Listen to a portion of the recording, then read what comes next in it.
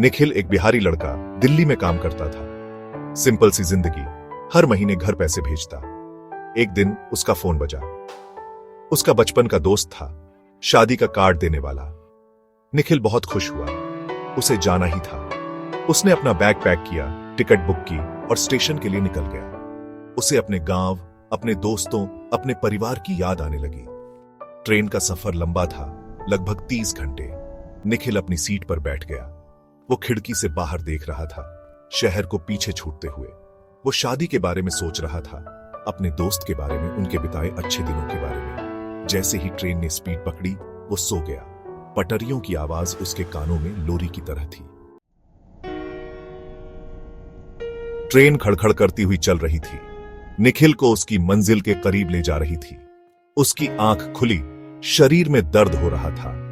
उसने इधर उधर देखा, डिब्बा ज्यादातर खाली था। कुछ लोग सो रहे थे, कुछ खिड़की से बाहर देख रहे थे। उसे भूख लगी और उसने अपने बैग से बिस्कुट का पैकेट निकाला। खाते हुए उसने देखा कि एक बूढ़ी औरत सामने वाली सीट पर बैठी है। उसका चेहरा झुर्रियों से भरा था, उसकी आंखें अजीब सी उदासी से भरी थीं। वो खुद से बुदबुदा रही थी, उसकी आवाज धीमी और समझ से बाहर थी। निखिल ने उसे अनदेखा करने की कोशिश की, लेकिन उसका बुदबुदाना उसे परेशान करने लगा। वो दूसरी तरफ देखने लगा, बाहर के नजारों पर ध्यान देने लगा। रात हो गई।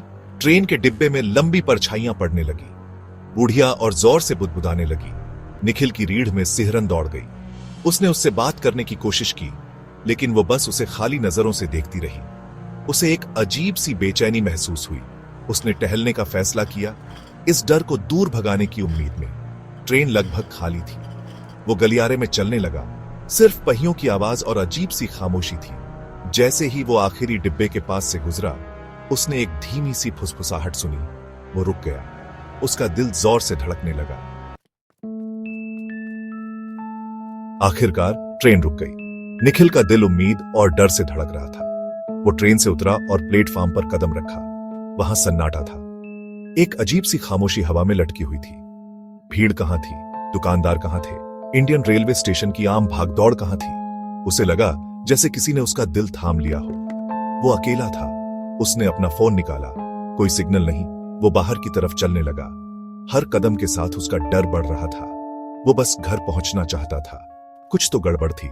स्टेशन सूना क्यों था? सब लोग कहां थे?